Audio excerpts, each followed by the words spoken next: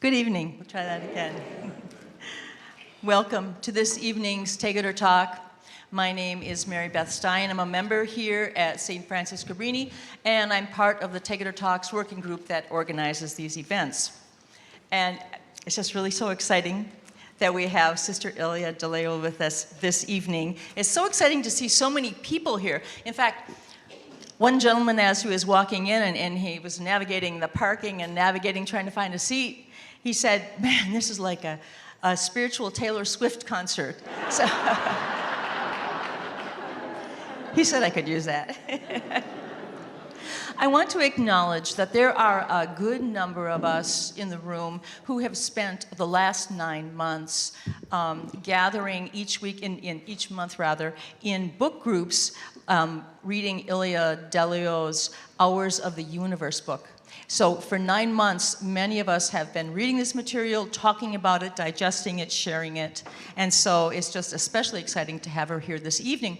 But even if you have never read anything from Ilia Delio, I think that you're just going to find this to be very helpful. I hope that everyone is here ready to listen carefully, to ask the questions that are on your mind, and hopefully to leave here with a new perspective. Just so you know what's going to be happening, we'll have our main presentation, and then afterward there will be a period of questions and answers. Hopefully you would have a pencil and paper with you as the presentation goes on. Please jot down your questions. We will collect them, and we will try to answer as many as we possibly can. Ushers, can you just kind of identify yourselves, so wave your hands so people can see you? Yeah. You can flag them down for more paper if you need it at all. Many of you will recall that these talks are held to honor the wishes of our former pastor, Mike Tegeder. There's a picture of him right up front here. Shortly before his death in 2016, he said, "If I have any legacy at Cabrini, I hope it is that I tried to encourage adult conversations about vital things." So, to that end, the Tegeder Talks working group invites speakers to address topics of faith, theology, social justice, and really most importantly, to encourage adult conversations. These Tegeder Talks rely upon your donations, so a little later we will be passing along a basket, and we encourage you to be as generous as you wish. There are a couple of logistical things. Please silence your cell phones and watches. Restrooms are located. You can go up the stairs and down the office hall. The restrooms there. Or you can go out these doors, downstairs, and to the right, and you will find restrooms there as well. We are not going to actually have a break between the presentation and the question and answer. There's just going to be a couple of minutes for you to write your questions. So please feel free to get up and move about as you need, and we intend to wrap up by 9 o'clock. As we begin our evening together, let us acknowledge that St. Francis Cabrini sits on the ancestral homelands of many First Nations tribes, including most recently the Dakota and the Anishinaabe people. We gratefully and humbly acknowledge the we acknowledge the Native people on whose ancestral homelands we gather, as well as the diverse and vibrant Native communities who make their home here in the Twin Cities area today. Our task is to support the recovery of Native cultures and languages and to advocate for justice for all people. Our speaker this evening is Franciscan Sister Ilia Delio. She is a native of Newark, New Jersey, and she holds doctorates in pharmacology and historical theology. Yeah, she is a prolific writer. In fact, she's just come up with a new book that is available now, The Not Yet God, Carl Jung, Teilhard de Chardin, and the Relational Whole. And if you would like more information, there's more details in your program on her bio.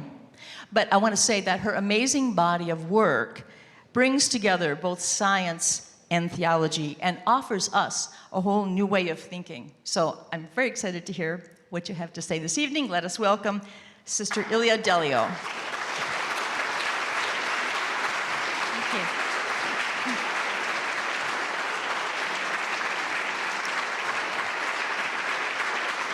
Thank you.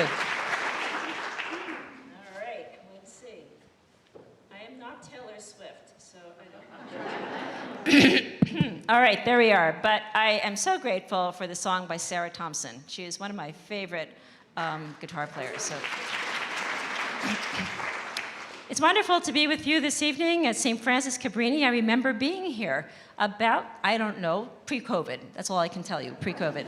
And because I was struck by, there's a beauty to this church. There's something about the structure and the simplicity of it that I was really inspired by the first time I was here, and I'm inspired by it again this evening. So it's really wonderful to be with you.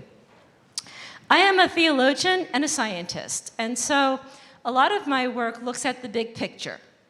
Sometimes I hear a lot of talk in theology that gets kind of very bogged down with details on history, and I'm like, ooh, wow, and I'm always wanting to bring that conversation back into a wider perspective. So this evening, my remarks are going to take the wide road, the cosmic picture of what are we, who are we, in a universe that is dynamic, that is unfinished, and who is the God of this universe. Now, I want to begin with where we find ourselves today. We are a planet in crisis. I don't want to be too Pollyannish, about the gift of creation. It is a gift, it's beautiful, but the fact is things have not gone well here for the last 500 years or more. We are today in a period of global warming, and it's getting more warm. It's not going away. It's not getting cooler, although it is warm here in Minneapolis. I have to tell you, I was really surprised.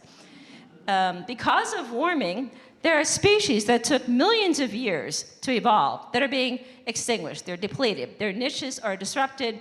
They're being forced off their natural habitats.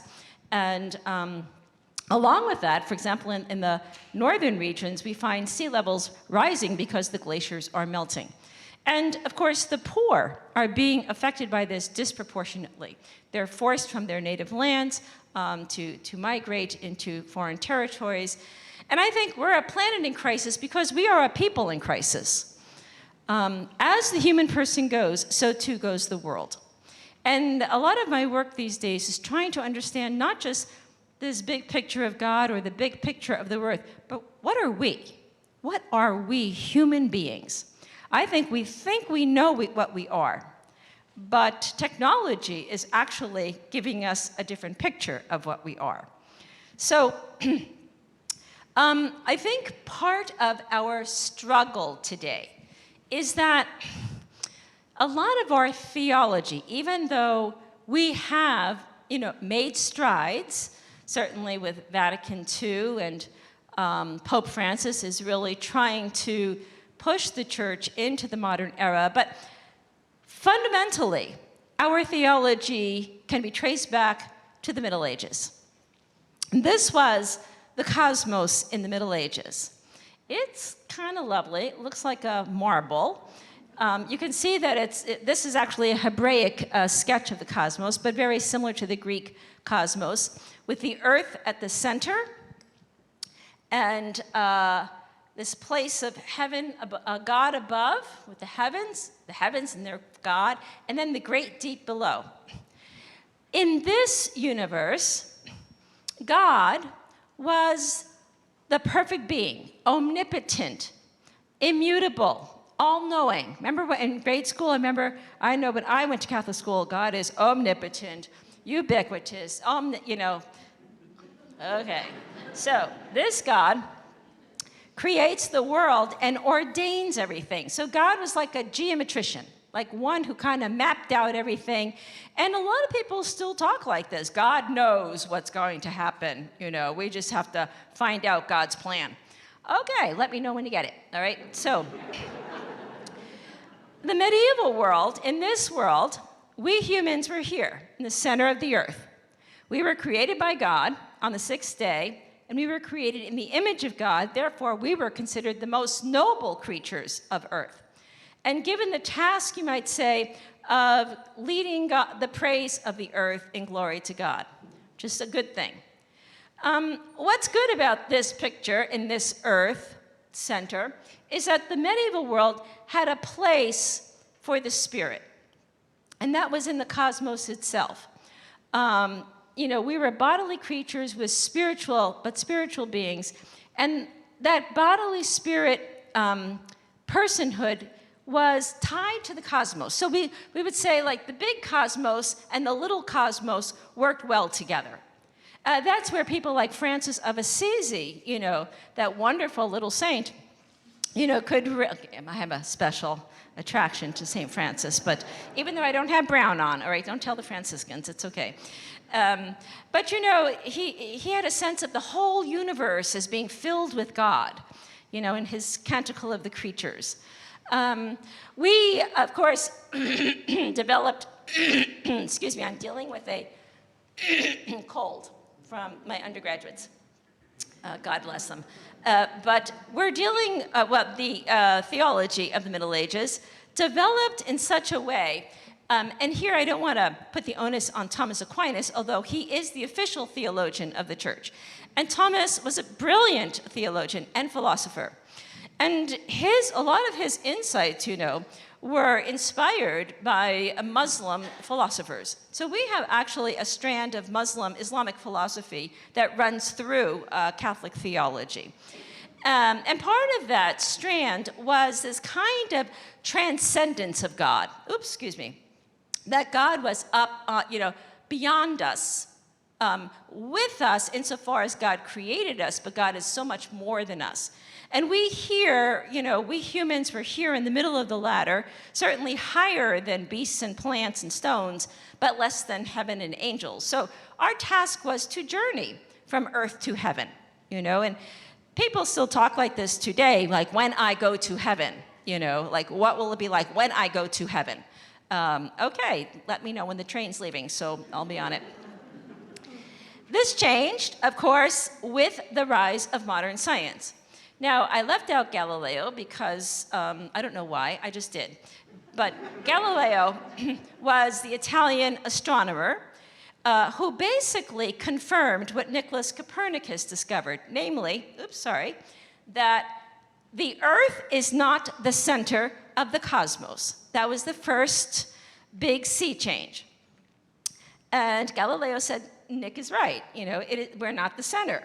The sun is the center. So this was known as heliocentrism. The church reacted and said, we're not buying it. And they said it was contrary to Scripture to hold that the sun is center of the earth. And therefore, the church kind of withdrew from observation of the natural world. It didn't jettison science, but it just said, we're not going to accept that. Of course, over time, Galileo confirmed Copernicus and said, we have to accept both science and Scripture.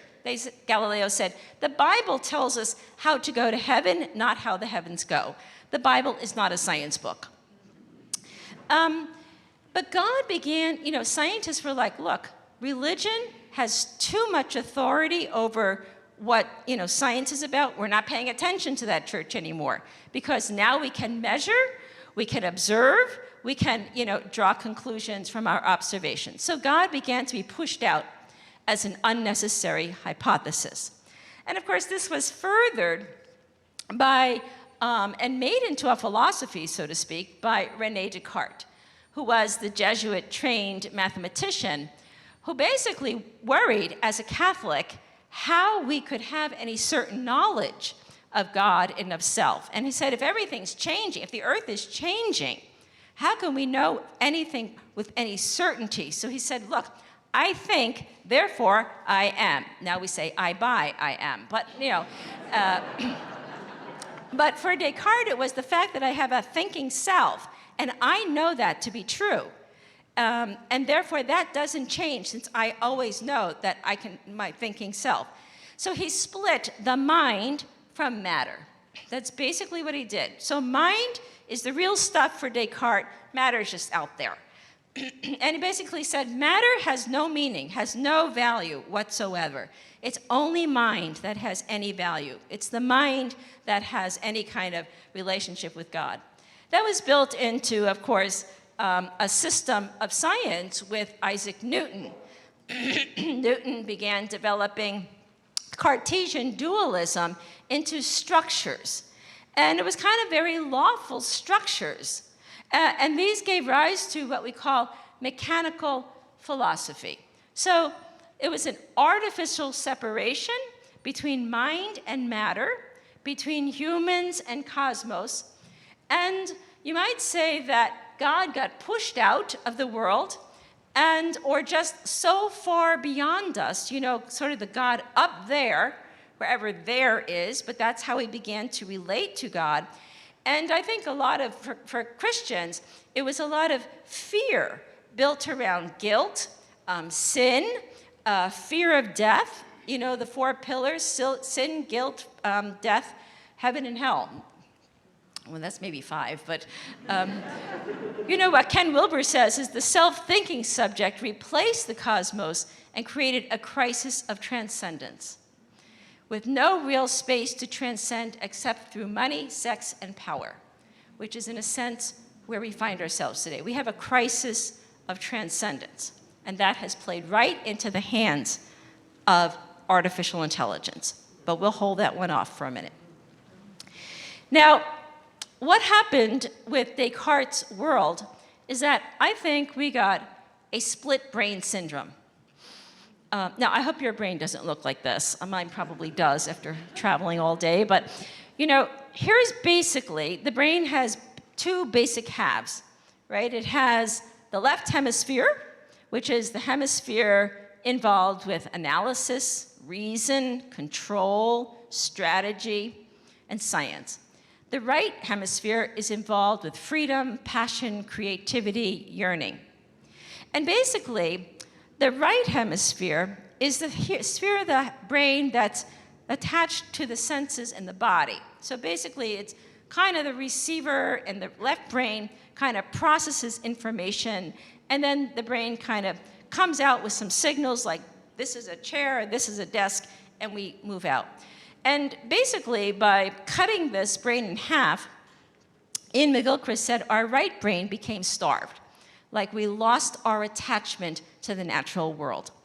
And we became very left brain thinkers. So we're kind of very left brain. And, it's all about what are the 4 objectives, what's the method, how many steps to get there. And so we're very good. We built a world that's very complex because we became very good at analyzing, coming up with theories and mapping out structures. But we kind of lost a sense of passion, creativity, freedom, that kind of right brain connection. And so I think, up until the 19th, even actually into the 20th century, we built a very mechanistic world. And I think a lot of church life was very mechanistic. I know when I was growing up in New Jersey, we had a routine. Every Sunday, we prepare for the 9 a.m. Mass. We were inevitably late every Sunday because my mother would always do something last minute. My father would be fuming in the car. It was like a pattern. And then we would go to church, right? That kind of predictability because we always sat within the same pew every Sunday. And then, usually if we got there late, my father would be all upset because someone else was sitting in our pew. So it was hierarchical. And I think, we could relate that Father knew best. Like you listen to Father, even if he does have a boring sermon, like you sit there, right? It was a sense that God was in control, that the priest would be, in a sense, representing that Christ on earth. And then our task was to pray, to obey, and to pay your dues, right? So, and we felt comfortable in that world. It solidified us. It gave us structure. It gave us a sense of stability. And therefore, we knew what we were about until it began to fray at the edges. And I think, while this mechanistic world worked on all levels, education, politics, even our social systems, very law and order. To know the law was to keep the order. But the fact is that I do think the church kept its place in our lives because it impelled us to remain within a theological framework that was medieval, within a Newtonian framework that was very structured and orderly. And I think it was as if modern science took place all around us, and never once did we blink an eye about it. We never talked about it. It was something out there, like we hear that, they're sending men to the moon, but it didn't affect our daily lives, and therefore we never really got too concerned about it. We can no longer stay there.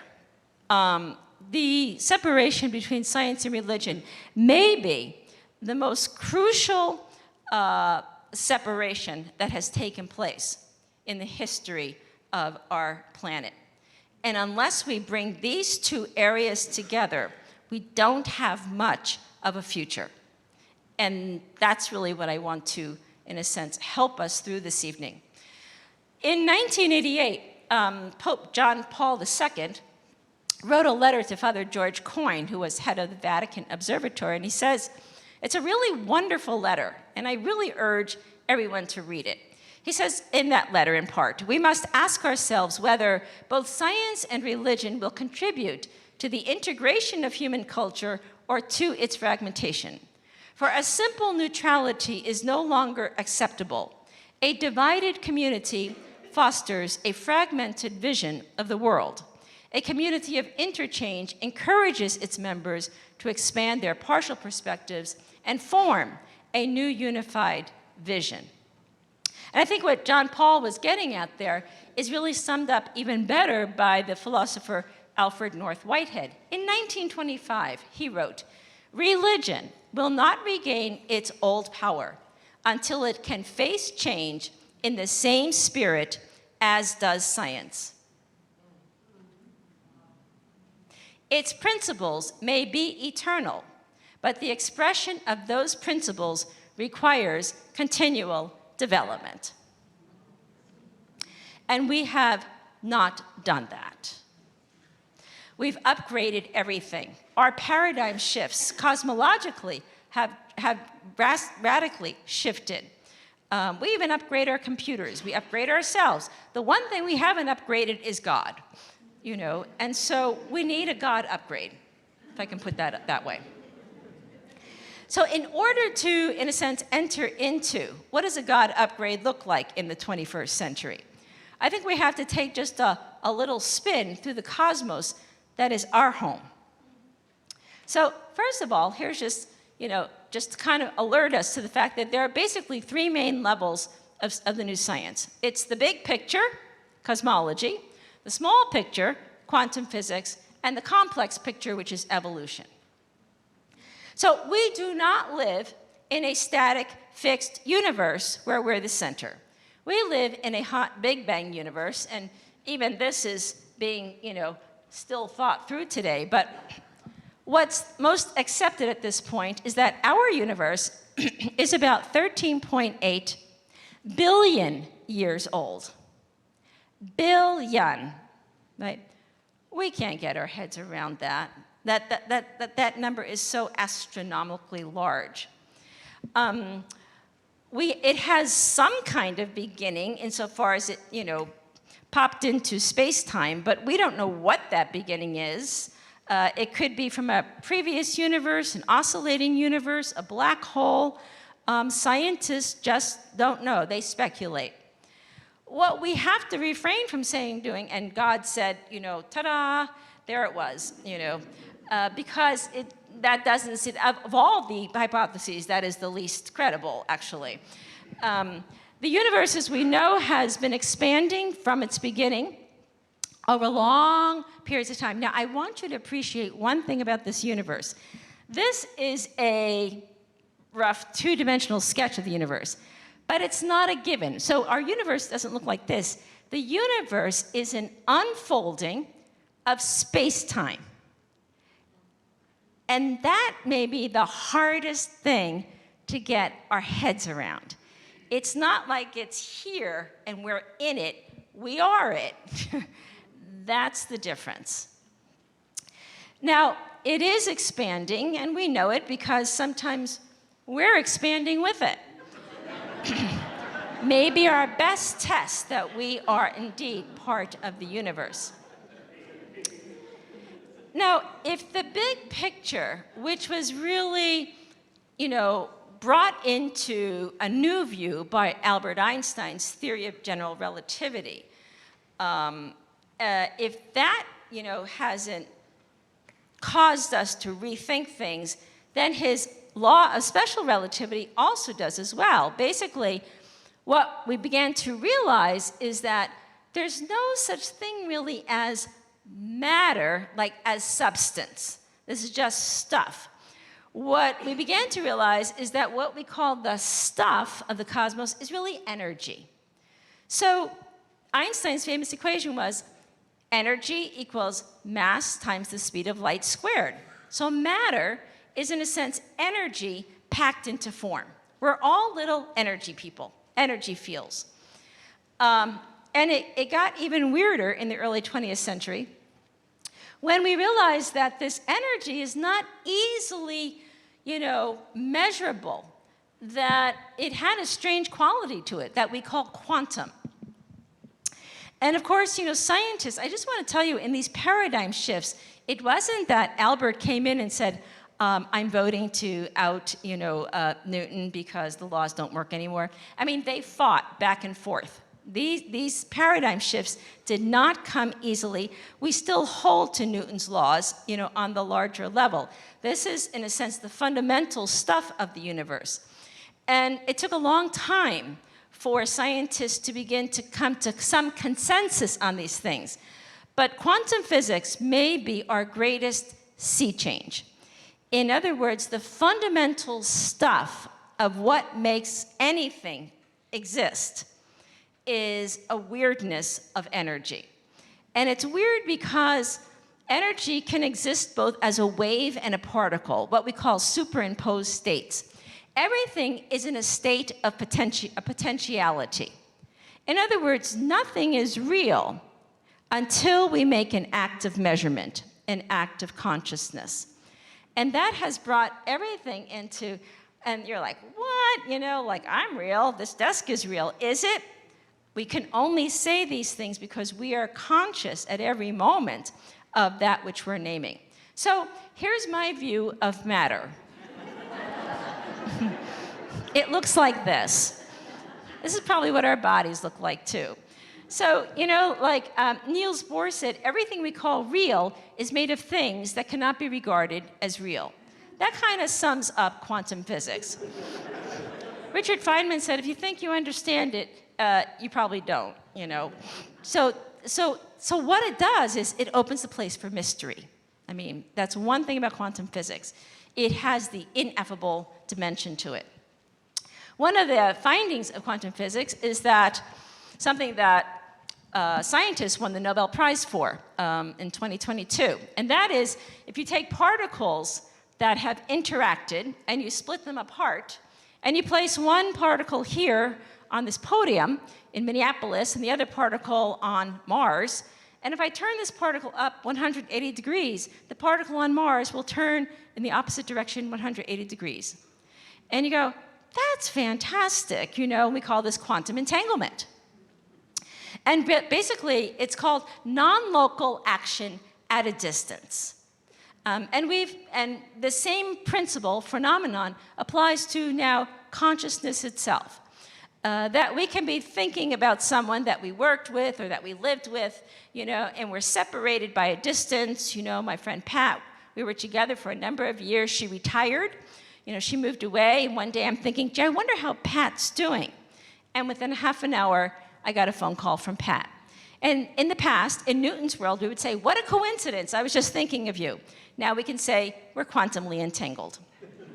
So be careful who you interact with. You will affect them forever. That's basically the bottom line here.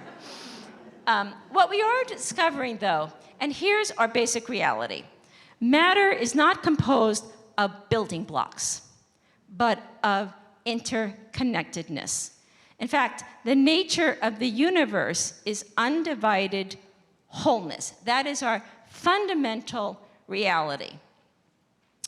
Paul Dirac said, it's so interconnected that if you pick a flower on Earth, you move the farthest star. That's how our actions are not private, they're not just discrete. It's like no one cares what I do, the whole universe cares what you do. So that's a glimpse of that picture. But I also want to mention here the role of consciousness. The huge thing here is consciousness. Now, no one knows what consciousness is. I mean, there's just like a million different theories of what is consciousness. All we do know is we can't do anything without it, because we can't even get rid of it to think what it is. So we call this the hard problem of matter. As Bertrand Russell said, we know nothing about the intrinsic quality of events except for when these are mental events. In having conscious experience, we learn something about the intrinsic nature of physical stuff, for conscious experience is itself a form of physical stuff. Huh?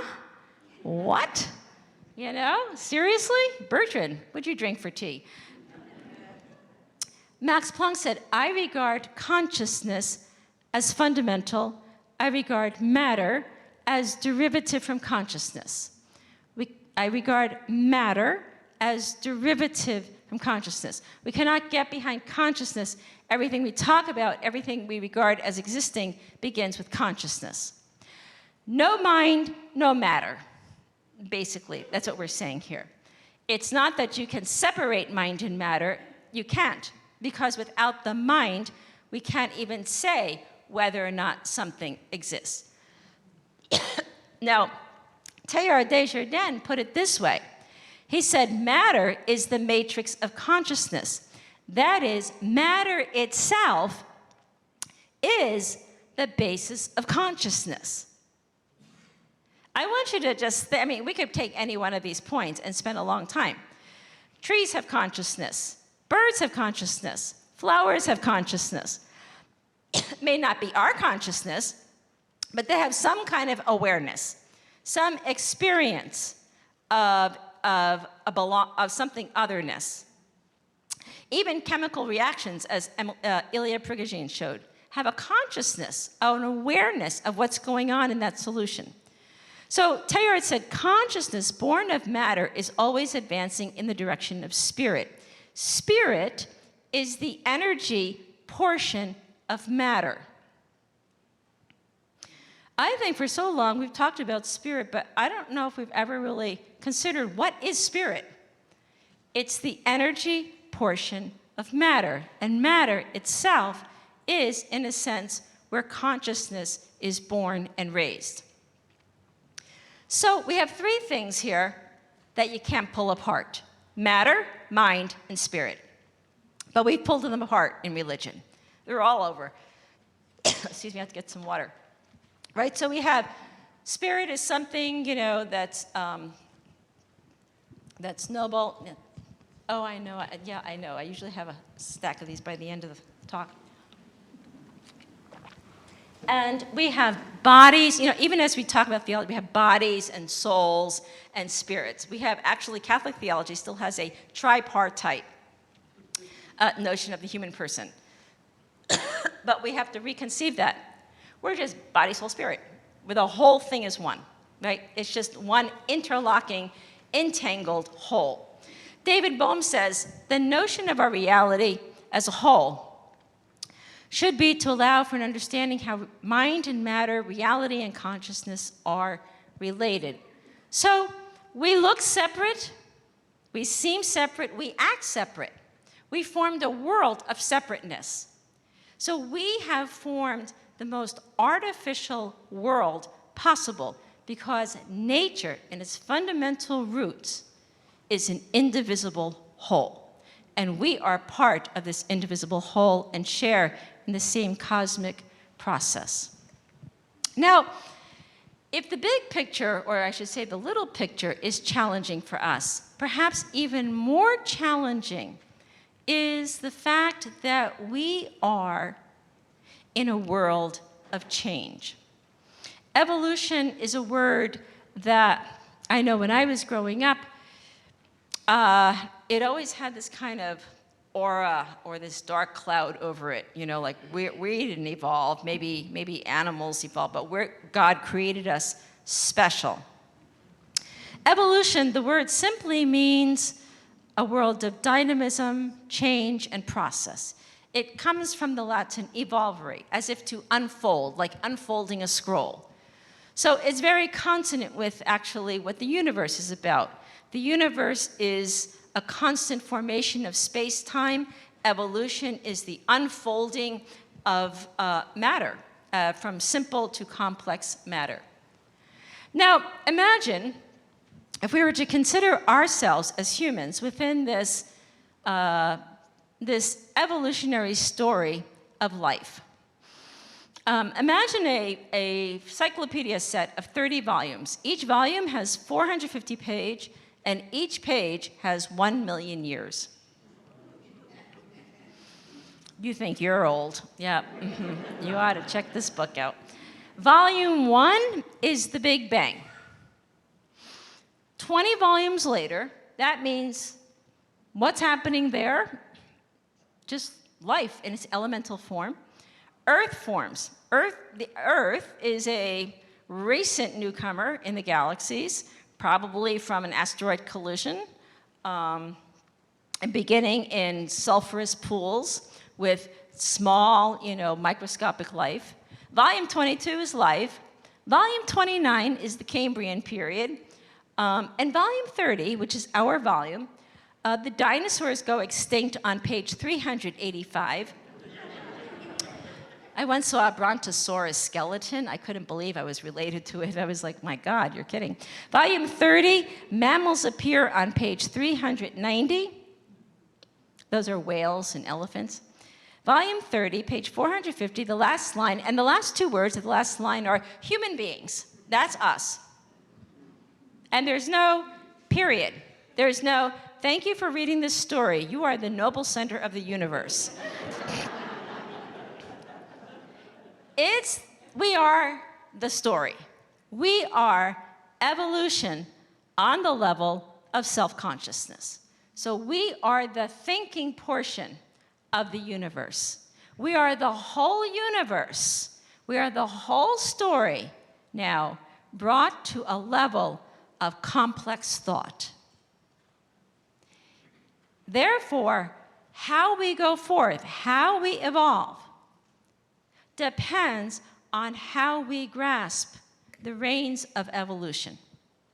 This is where I think religion, or the church, is still in the Middle Ages. And technology is already taking us into the 30th century. It's moving at an exponential rate of development. So we have to begin to realize, first of all, that we live in evolution, which means we are not finished. We continue to talk about everything as if it's finished, and we have to just either fix it or repair it. We are unfinished. We are in formation. That is, in a sense, one of the tenets of evolution. We are being created as we create. So there's nothing fixed. Everything is a dynamic process of ongoing creation. Life emerges toward newness, novelty. From the very beginning, life has becoming more complex, ever new. It's an irreversibility of time. We will never go back. Time itself is a function of space. So we don't go back to anything. Time is just, in a sense, the movement of matter. Life evolves by creative power. Life evolves by creative power. The fundamental principle of the universe is creativity. God, another name for God, would be creative or creative love. God does new things. right? That's the whole point of Scripture. God is doing new things. Now, Teilhard de Chardin, who was the Jesuit that I have been working with for the last 15 years, he was a paleontologist. So he wasn't a theologian, he wasn't a philosopher, he was a scientist. His day job was digging up old bones to try to understand what is the evolution of the human person. And he said, there is a fundamental law that I see. He says, he called it the law of complexity consciousness. He says, over time, first of all, there seems to be recurring patterns of life. You find the same thing on a higher level, but then it's like, as life forms, it keeps forming more relationships. Like it keeps wanting to go from simple cells to complex cells, from complex cells to organs, from organs into persons. And as life gets more complexified, consciousness rises. Now, this may seem like a lot to digest, but we can actually relate to this if you think that our fastest evolver is the cell phone. Now, in 1950, this did not exist. You probably had a phone on the wall, right, here in Minneapolis, and you probably could go 3 feet with it. And I remember in the late 70s or early 80s, they said, AT&T is going to make a phone that you could carry around in your hand. And I said, that's crazy. You mean you're going to take it off the wall and put it in your hands? And they said, no, they're going to call it a cell phone. And then in the late 80s, they said, they're going to make phones with computers in them. And I'm like, what's a computer, And we have been on an exponential trajectory of evolution with technology. It is changing us rapidly. And we're still grappling over Vatican I. You see, I just want you to kind of appreciate the disconnect sometimes. We're changing as a human species and as human persons because technology is changing us. And we have allowed ourselves to be changed by technology without questioning it, without asking what do we want with it, where are we going with it. We just blindly said, oh, sure, I'll get a new phone. I got to get a faster phone. And in 10 years' time, your phone will be obsolete. You will have implantable chips. You will have software that is becoming embedded in the human person. But we keep going along seamlessly with this, and we're actually moving right out of our species, Homo sapiens. And the problem with this, the problem with technology, it has no purpose or aim other than the fact to do it. And here is because science and religion have come so far apart. So Teilhard, was deeply concerned about the future of the human person, the future of the whole cosmos.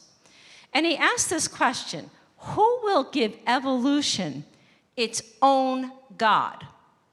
And I want to emphasize this. It's not just you can take the God of the 5th century and the God of the 13th century and just kind of import those gods for the 21st. It's not the same God. And that's like, you're like, what? What do you mean? God never changes, right? God is eternal, like a bass line. That's called dead, right? But God is a living God, right? A God who is with us, a God who is the God for us, must be a God who is alive, active, dynamically engaged. And therefore, Teilhard realized we have to update our understanding of God if we are to have a viable future. Now, what he realized is this. I'm looking at the time. I talk a lot. He says, nothing holds together absolutely except through the whole, and the whole itself holds together only through its future fulfillment. The whole. What is the whole? And what Teilhard is saying is that no matter how far down you go, even to say a quark, there's a wholeness there because I can observe it, I can measure. So there's a wholeness between mind and matter, between subject to subject. In other words, there's no parts, there's no little tidbits. So he says the whole is the operative here. And what he describes evolution as is an increase in wholeness.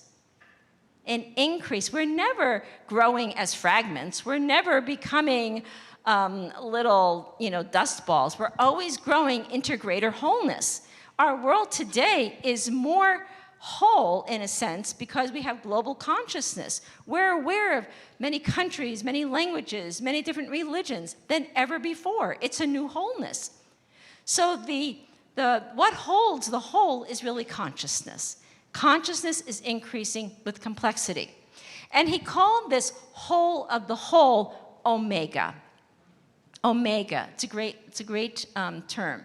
In the scriptures we read, I am the Alpha and the Omega, right? I am the beginning and the end. And what Tegeder is basically saying is that God who is the up ahead is already here. That God is the whole, already present within everything, within every parcel of matter, within every atom, within every quark, within every person. And therefore, God is, in a sense, the power that's moving everything towards greater wholeness. And that power for Teilhard is really summed up in the energy of love. And he says, even if you go down to the fundamental stuff of the universe, there's a core energy that no matter what, particles come together, right? Little quarks come together, atoms come together, cells come together. And he called these two energies a withinness and a withoutness. Everything has a sense of consciousness or transcendence or awareness of, and everything has a sense of withoutness or attraction. Everything is aware of and attracted to. So we have these two movements. We have, we can say above or beyond and within, Honestly, you don't have to be a rocket scientist to figure this out, right? He calls this love as a cosmological energy. Love. Love is, you have to be aware of someone if you're going to fall in love, right? You have to, in a sense, know that they're there. And then you are attracted to them. So those two forces of energy, awareness of, attraction to, Teilhard says that's the core energy of the entire universe, of all matter. All aspects of matter have love energy. So he speaks of love as this cosmological force, and he says the physical structure of the universe is love. The physical structure of the universe is love. We are way out of the language of sin, guilt, fallenness, weakness of matter. That's gone, because it actually has no place here if we look at what fundamental matter is. And of course, when we come to scriptures, we read in John 4:13, God is love. And so there's a consonance between what scripture tells us. God is love. That's what God is. God is the absolute wholeness of love. And now we see that there is a core energy, a love energy at the heart of matter itself. And indeed, Teilhard says this seems to be what Omega is about. Omega is both religious and scientific. And it's a mystery, right? There's something here that holds the whole together and keeps it moving. And you do have to admit, after 13.8 billion years and after 4.2 billion years of Earth life, here we are. After 5 major extinctions on this Earth, after cataclysmic extinctions in the cosmos, here we are, sitting here in Minneapolis to talk about the cosmos and God. That's pretty fantastic. There is a power of love that no matter what you do, you cannot get rid of it. It is invincible, it is irresistible, and it is unyielding in its presence. And therefore, if we say, God, why this creation? It's really simple, because God is love, and love is relational, love is personal, love is self-communicative. That's really what the Trinity is about. That there is a core energy at the heart of the physical universe, the spiritual universe, and all life. And that principle of core energy is love. So, if we were to put this together, we say, well, where is God? Where is God then? Because that's always our question. Well, where is this God? Everyone's like, oh, the world's going down, everything's falling apart. Like, where's God? And it's like, here? Here? Like here in me, in you, between us, in this podium, in the earth, in this deck, in these plants, God is everywhere. And you're like, well, wait a minute. That sounds like pantheism to me, Are you just saying all God is matter? I'm like, yep, I am. That's what Teilhard said. He said, guess what? Christianity needs to reclaim pantheism. Now, they're like, okay, she's not Catholic. Is Ilia Delio Catholic? Yeah. Because there's two ways to look at pantheism. We can look at it as substance pantheism, where everything is merged into one, like dissolved, like a smoothie. We just put all things in the blender, it's one smoothie. But then there's pantheism of love. And love does not homogenize. Love differentiates, right? The more one is in love, the more one is alive as one's own person. Because it's the core of one's person that's the basis of love. So, for Teilhard, God is in all aspects of matter. In everything, in the touch of the desk, in the feel of the earth, in the plants that are alive, he believed he found the absolute that drew him. And how do we know that absolute? And he says, well, for him, this is what Tom King wrote. He seemed to sink down into matter, from which everything emerges, into which everything returns.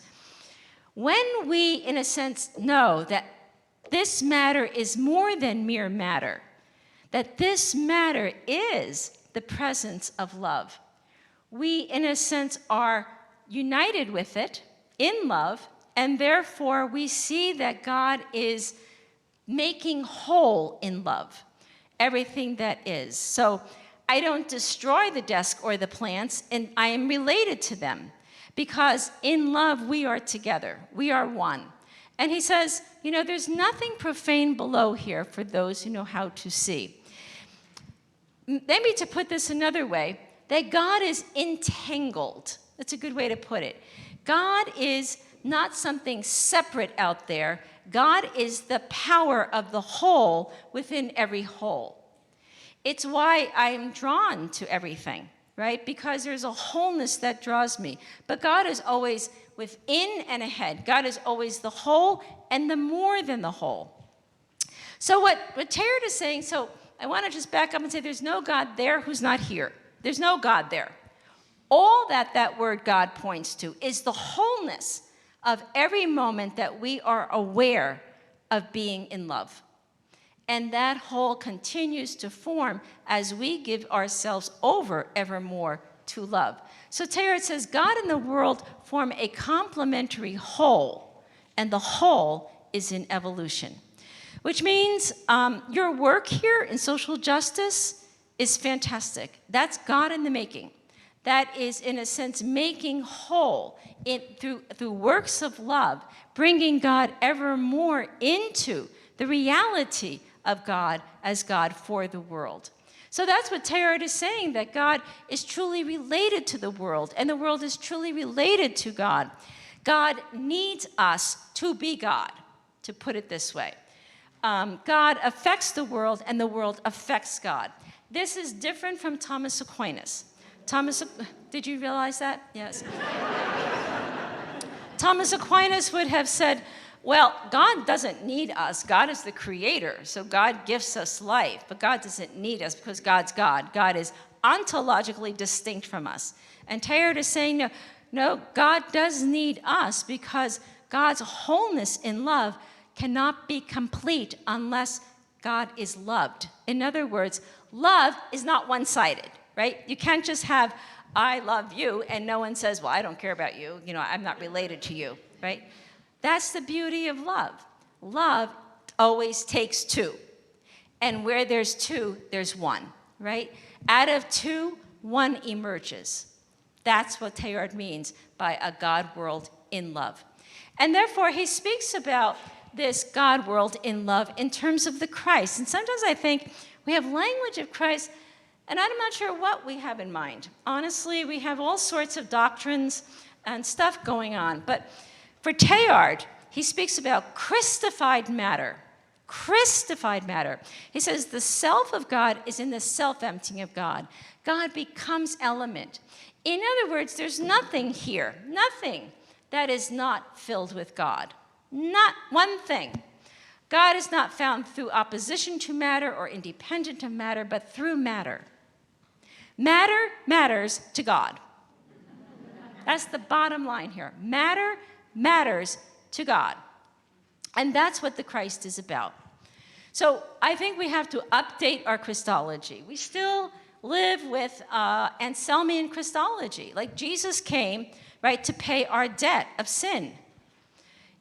Tegeder would say, in a world of evolution, there's no original sin. There's nothing original about anything.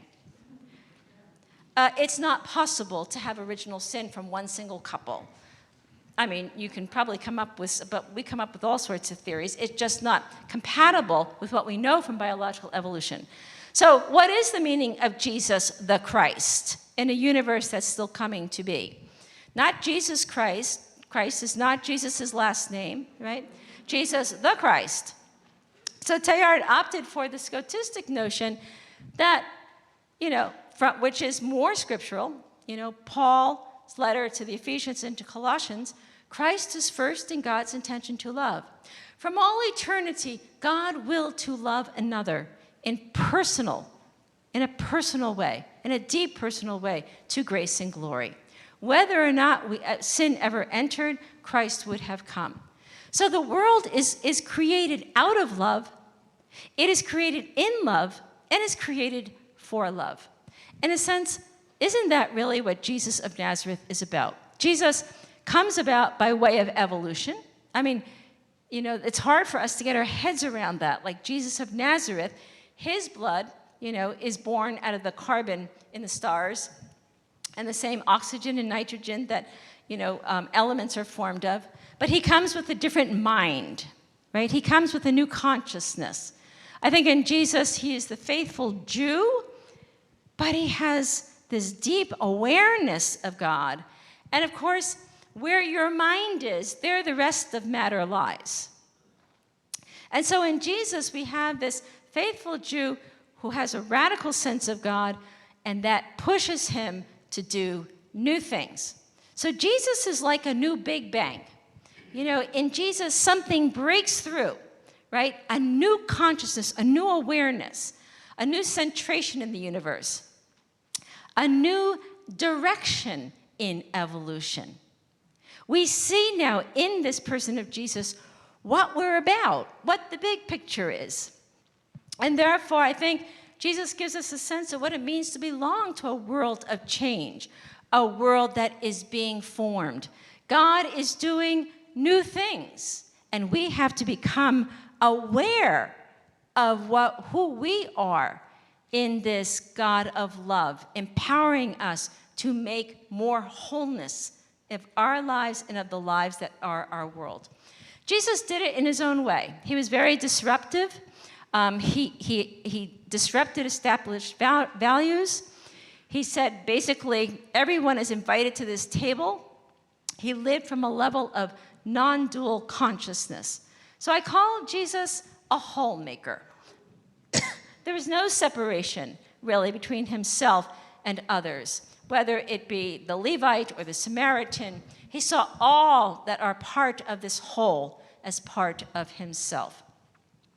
And so I think what we find in Jesus is, you read the Gospels and you realize, the disciples, the apostles, were just very simple people. but they had to come to new insight, mind, awareness, consciousness. And I think that death, his physical death, certainly broke through for them. But then they too had to let go. Death is not just physical death. There's a need to die over and over, right? The whole of evolution is based on death and new life. We would not be here if not millions of species did not die out before us to provide the resources for the emergence of more complex life. The same thing, though, works on the spiritual life.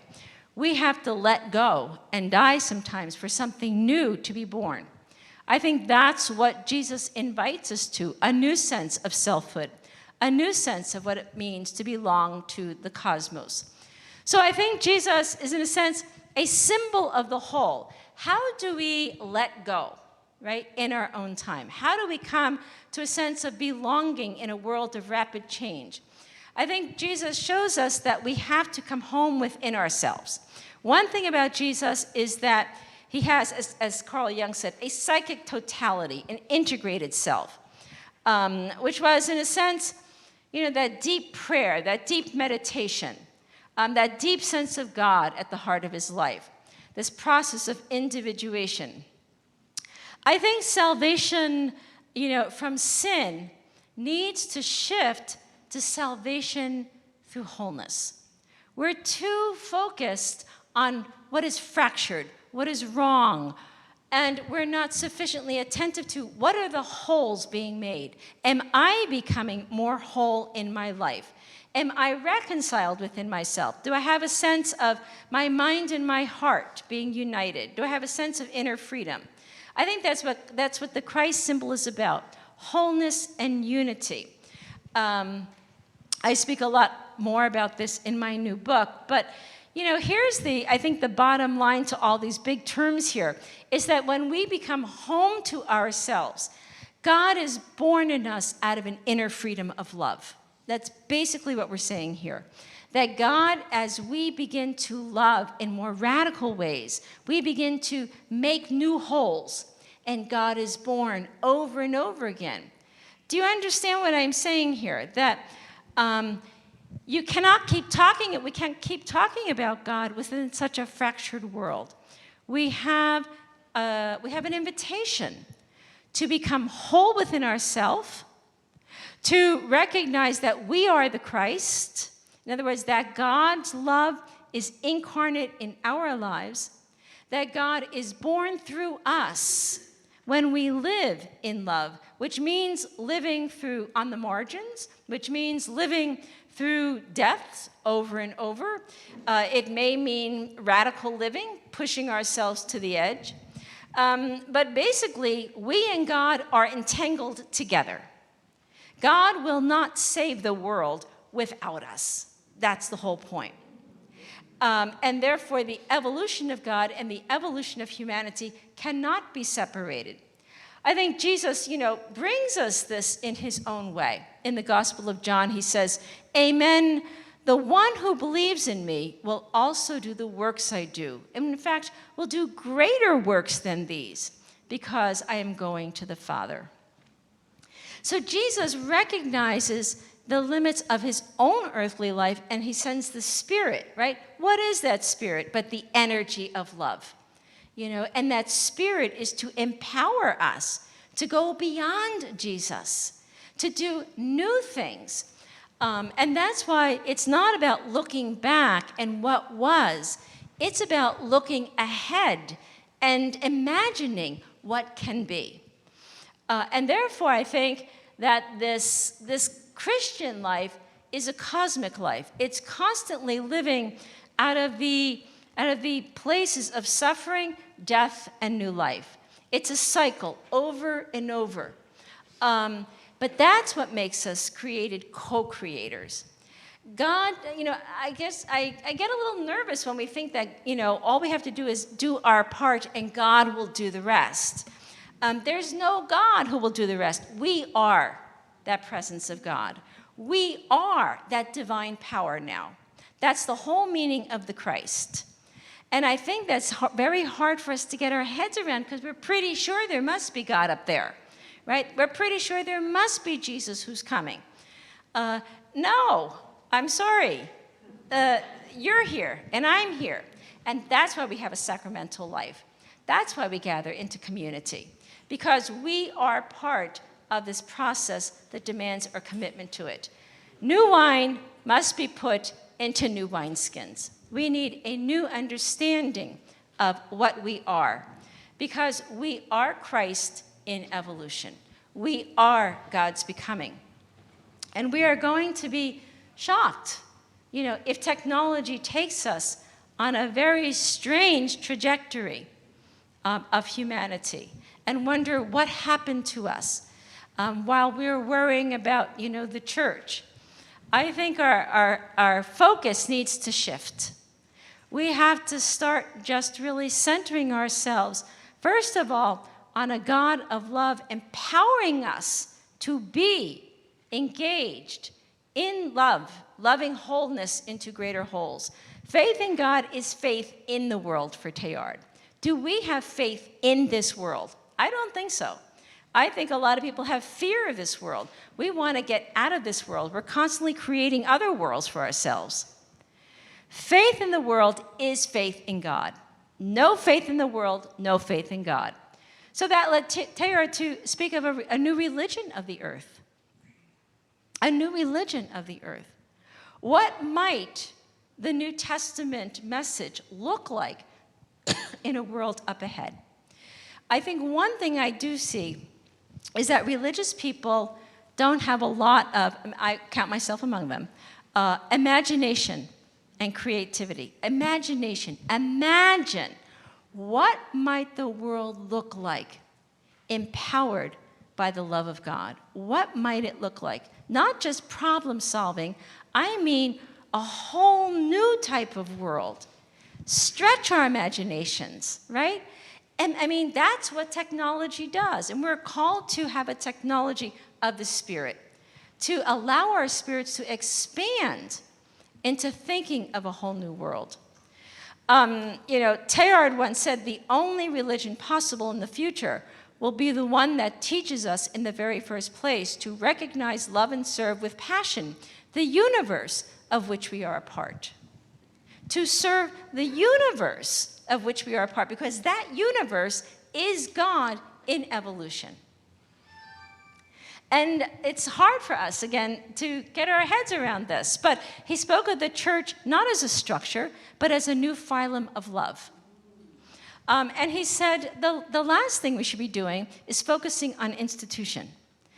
He says it's not so much a teaching church, but a living church, a pleromizing, a community that is, in a sense, engaged in the dynamism of energetics of love. And he says redemption is not rescue from the world, but fulfillment of the world's potentials. When I'm teaching undergraduates this semester, and many of them, their religion is very old, those who have religion, but then they're postmodern, they're posthumans. So they can't quite make sense of everything. But when I say to them, what could the world look like? Imagine another vision for the world other than what science and technology might hold out for us. What might you imagine? And they're like, what? Are you kidding? I want to play a video game. So there's no system that challenges us in our spiritual depth. There's no system that challenges us in our human depth. We don't even recognize that we humans have an infinite depth, a God depth, a divine nature depth. We think that that's something that belongs to not Christianity, but that's what the Incarnation is about. And so, Tegeder himself spoke of liturgy as an entanglement like with the body of Christ, co-creating toward Omega, a new type of person. He saw the Christic as a new type of person in evolution. And therefore, it's not just the rubrics of saying Mass or doing liturgy. It's entering into a whole new type of engagement in love to become a new type of person. Teilhard asked us to think about rewriting the creed. He says, a new form of worship and a new type of action is what's needed. So this is my creed. I believe in the deepest goodness of things. I believe in the relationship of all things. I believe this earth has a future entangled with God. I believe I am tangled with the future of God. I believe this future is the relational unity of all living things in God. Teilhard himself, as he was in the steppes of China and could not say the Mass, offers a beautiful prayer that, again, speaks to the body of Christ as the whole universe brought to awareness by his own person. He says, since once again, Lord, I have neither bread nor wine nor altar, I will raise myself beyond these symbols, up to the pure majesty of the real itself. I, your priest, will make the whole earth my altar, and on it will offer you all the labors and sufferings of the world. That's a priesthood that every one of us could, say those words.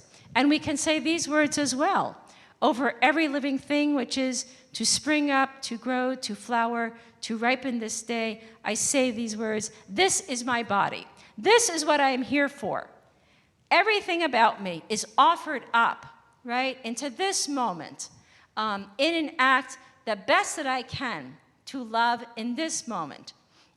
Sin is living in the exile of unrelatedness. It says, this is all hokey pokey stuff. I don't believe any of it, I don't want to be part of this wholeness stuff. I want my old-time religion. I want to stay all by myself. I like my pew. Please, do not come into it. A resistance to homemaking. Teilhard says, we cannot be saved except through the universe and as a continuation of the universe. He says, we will be saved by an option that has chosen the whole, and that whole is love. Mary Oliver says, my work is loving the world. My work is loving the world. And Teilhard says, it's love alone that can bring us to another universe. Thanks.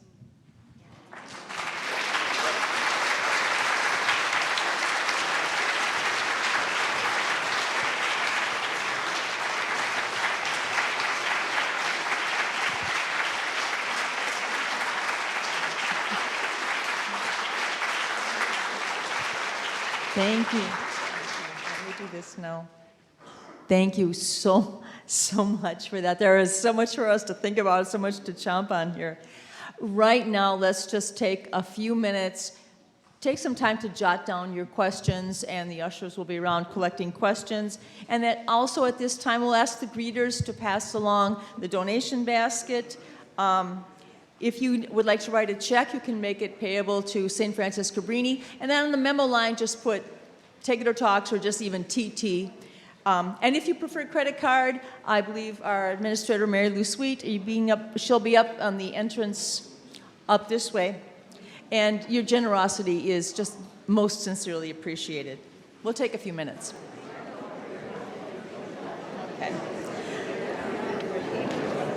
Okay, all right.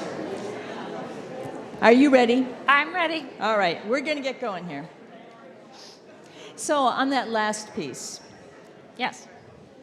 Often in our worship services and preaching, a lot of times it just really engages our mind. Can you say anything more with more specificity about how we can foster a sense of God entanglement? Yeah, well, yes. So how do we foster a sense of God entanglement in our liturgy?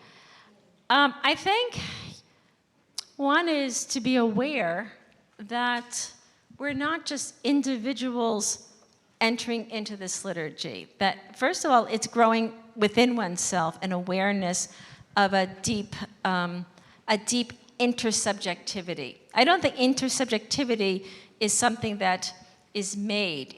If I think of someone like Francis of Assisi or even Teilhard de Chardin, the more they went in, they found God within themselves, the more they found God without themselves. Like Francis of Assisi is one who felt himself entangled with the things of creation. And therefore, I think it's developing a consciousness or awareness of the God who is in me, that God depth of my own life is the God who is, not only within you, but calling us, so the God within is the God without. And I think how do we develop that awareness? That's really what we're asking. And how can liturgy do that? And maybe this is where I think liturgy needs a little bit maybe updating. What kind of prayers, just a little bit. What kind of prayer, what kind of music, what kind of prayers would do that for us? What kind of art would do that for us? So a lot of our Christian ideas have really been formulated through art and music. Holy God, we praise thy name. How great thou art. You sing these songs over and over and over, and you have a sense of God being, this great big being who's watching over us. We need to talk about how great are we entangled. Really, you have to begin to develop new music, new ideas, new thought patterns. Okay. Can you talk, so that kind of ties into a little bit of the idea, I think, of mysticism and contemplation. Yeah. Can you share perhaps just a little bit about how science informs your sense of mysticism, or mysticism informs science? So, so I was kind of a hardcore scientist. I was saying last week at a conference, I used to think religion and philosophy were just fluff. I just thought, who would ever study that stuff? That's just ridiculous. I really thought that science, excuse me, had the answers to truth. And that, science would discover for itself. I think I need one of these things. I'm going to kill my undergraduates. Please don't. I get these little spasm things. When I was finishing my dissertation in science, I was a neurophysiologist. I studied the spinal cord. One day, I was looking at a neuron at 330,000 power magnification, and it looked like a whole city. It was so amazing that you could take one. We have 100 trillion neurons in our nervous system. I was looking at one. It was so fantastic, really. And I thought, science alone cannot account for, that was my first initiation into wholeness. There was a beauty. By wholeness, we mean beauty, amazement, the awe of the experience. It's the experience of something that is so unified in that experience that I can't put words on it. That's what we mean by whole. And so I thought, wow. Actually, shortly after that is when I discovered Thomas Merton. And that was my beginning out of science into wherever I was going on this journey.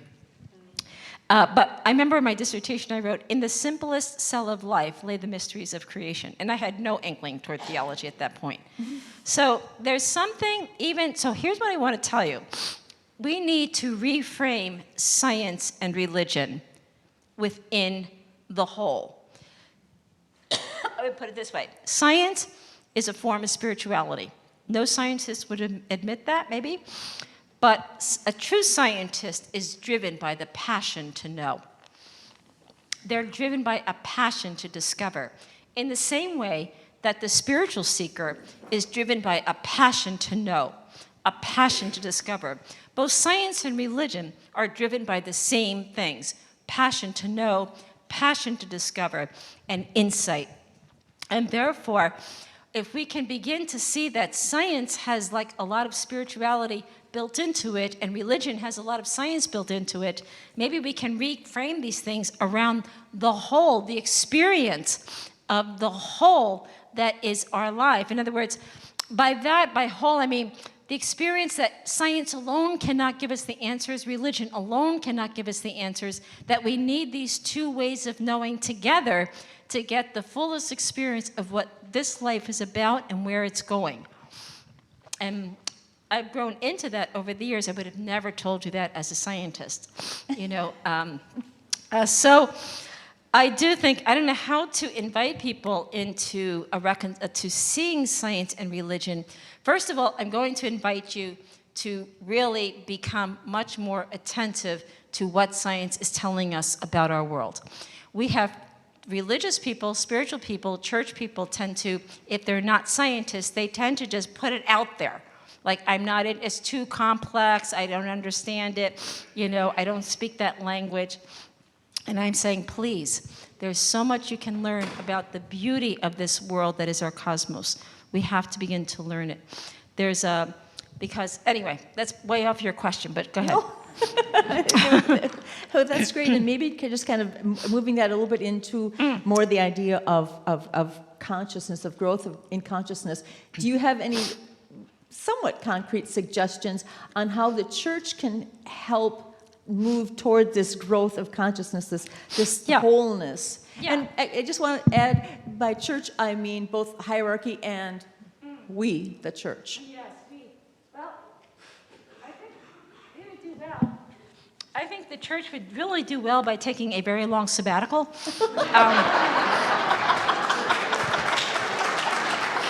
Maybe like, 50, 100 years or so.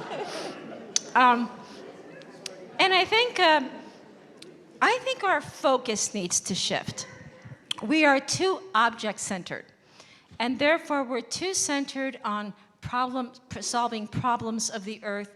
We're too focused on things like what the synod is or who's the pope, and I think we have to shift our energies to shift our focus to what are the energies that are animated. In other words, I may not make it tonight, but sorry. It's like a thing. We have to become free within ourselves. That's the first thing. We're not free. We're too reliant on outward things. Too reliant on what the church is saying, what the Pope is saying, what your bishop's saying. Honestly, I hear all this stuff and I'm like, what is God saying in you? What are you being called to? Where is your heart, your energy, your love? That's what's important here. And if we continue to draw our energies outside ourselves, our devices take our energy away from ourselves, the church takes away our energy from ourselves, our focus, and we're constantly being depleted. And that's why I think we're exhausted by all the problems of the world, by trying to fix all these problems. And I'm saying they're not problems to be fixed.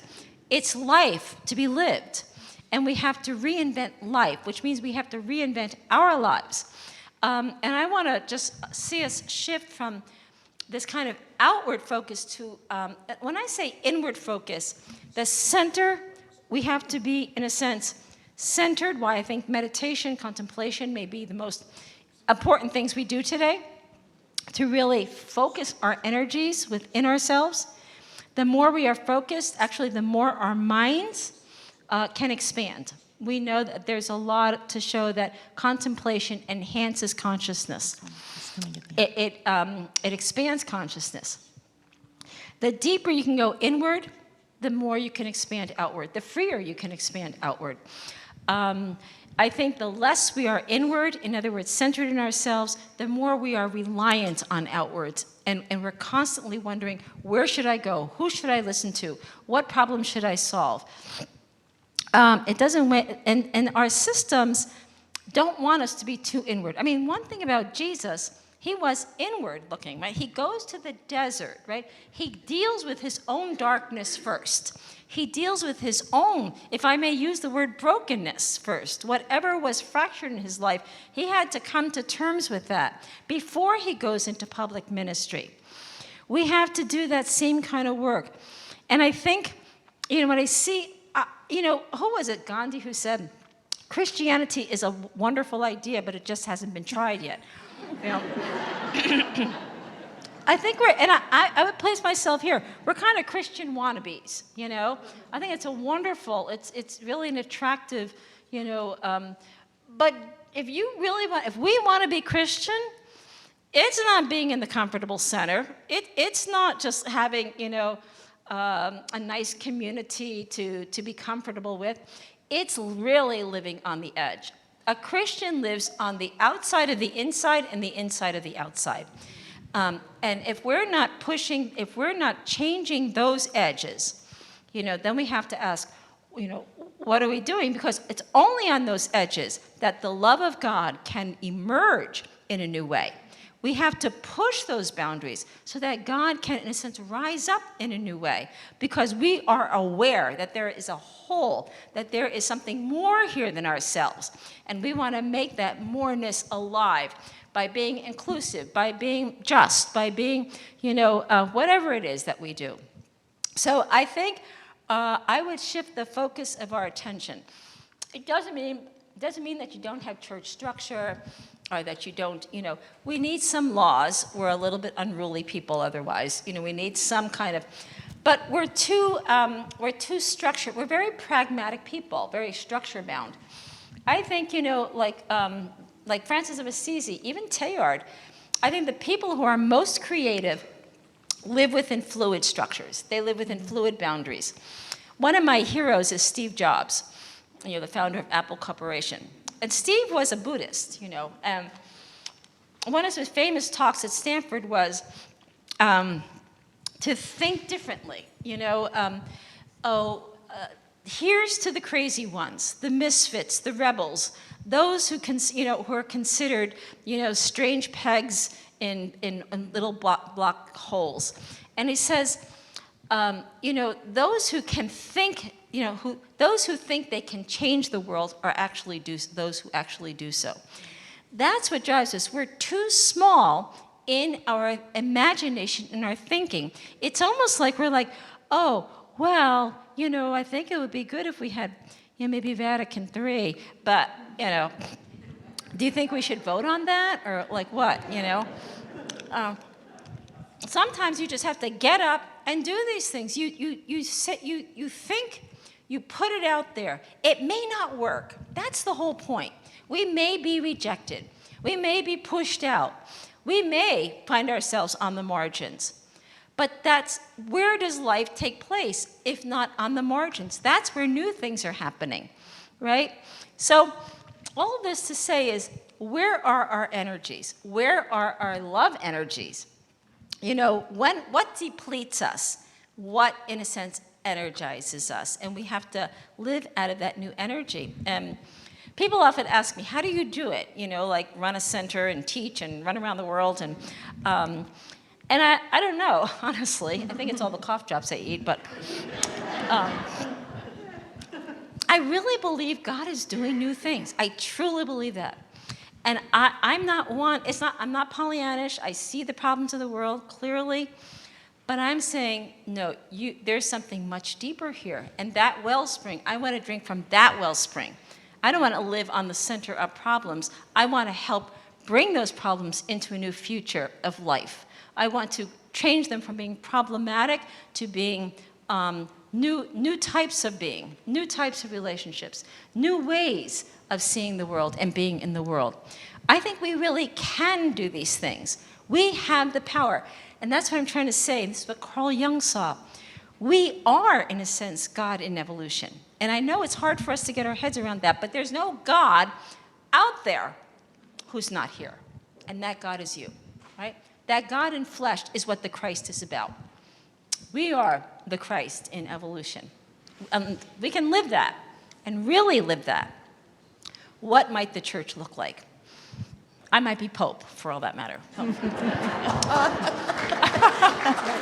Let's take a vote. There's a question here. I agree that love and wholeness is the way forward, but how does this prevail over the divisive actors who actively work against wholeness and love? Absolutely, yeah. I mean, so again, we have the resistors because evolution is actually formed by resistance. I think we can do two things. We can constantly battle those who are trying to destroy or trying to disrupt or unravel, this wholeness in evolution. But I also think that we can just go around them.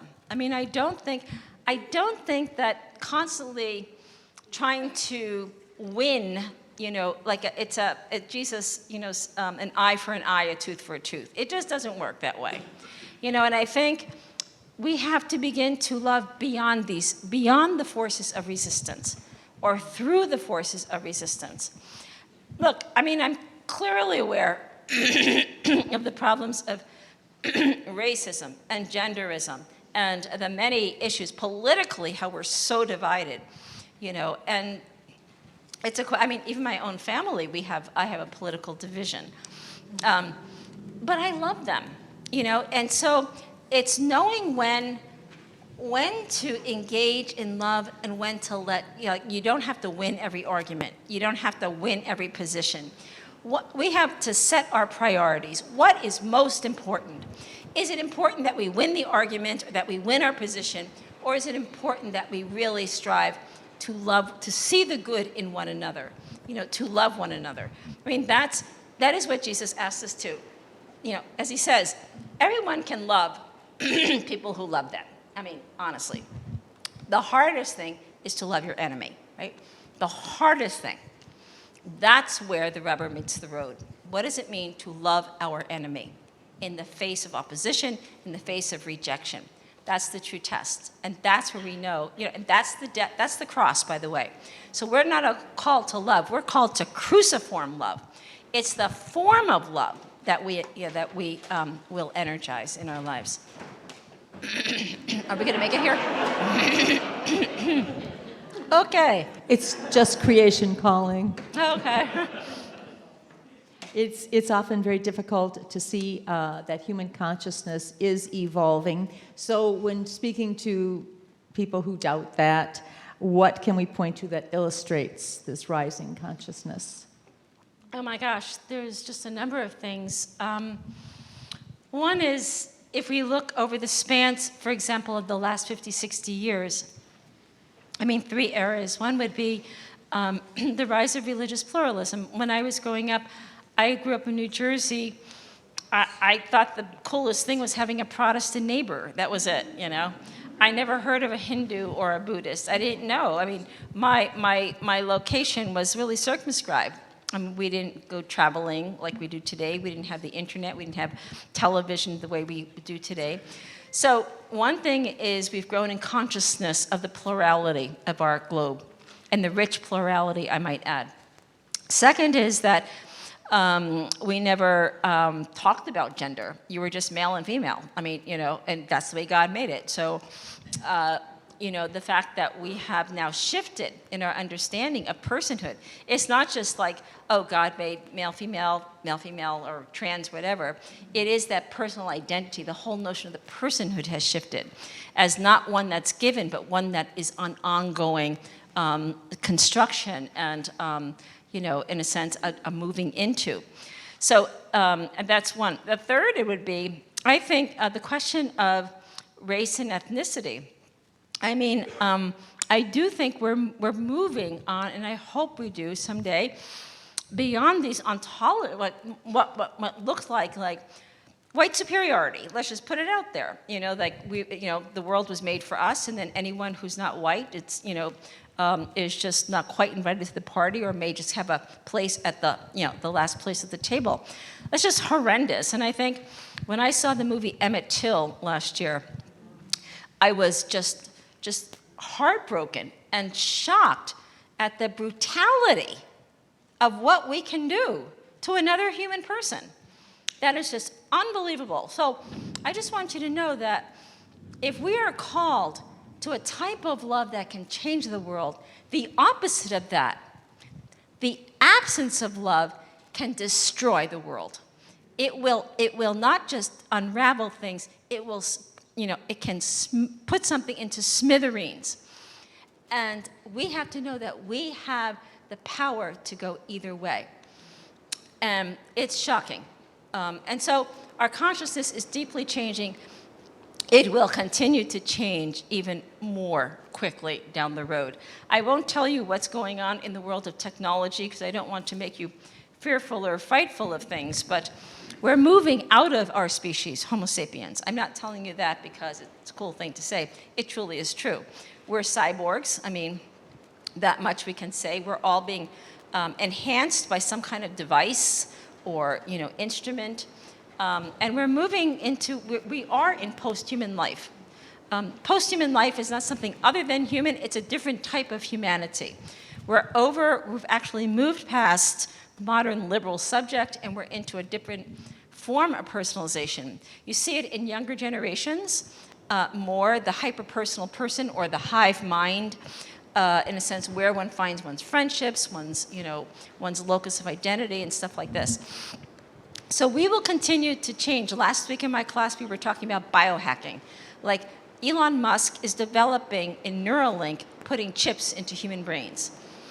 And you think, oh my God, we'll be out buying them, at Amazon and Best Buy. I need a chip in my brain, to make me, I hope you're okay with that, Saul. Yeah, so consciousness is vastly changing. It will continue to change. The one thing I just want to say is, when it comes to theology, we continue to speak of the human person as if we haven't changed. That's the one thing I find, as if God, created the human person, and here's what we're about. But it's the human person that has been evolving, for the last number of years. We are the ones who are in transition. Once we understand what we're becoming, I think then we'll get a better sense of what God is about in our lives. We can no longer assume to know what we are. We have to now be alert to what we are becoming, what we are and what we are becoming. I think this is our greatest source of needs, where our focus needs to shift today. Okay, I think I'm going to have to go with a question. More outside our scope of awareness. But it's even more so how we're thinking about things. I think our consciousness is complexifying. We think of ourselves differently today. I'm trying to think in one way. I mean, technology is definitely, I see it more in young people maybe. A young person wouldn't think of, when I asked my students, do you meditate or contemplate? They looked at me like, what is that? Like, everything is on the internet or on social media. It's where they find themselves. So it's what we call the exoskeletal self, the self that is outside myself.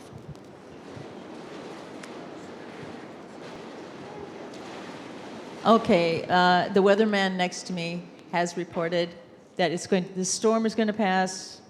How soon? Probably about another 20 minutes, and the storm will be over us. Okay, we can talk for 20 minutes. Sure. There's a leak? Oh, okay. All Do you right. have a leak? Yeah, maybe we need a little more volume on that one. Where's the Volume? Okay.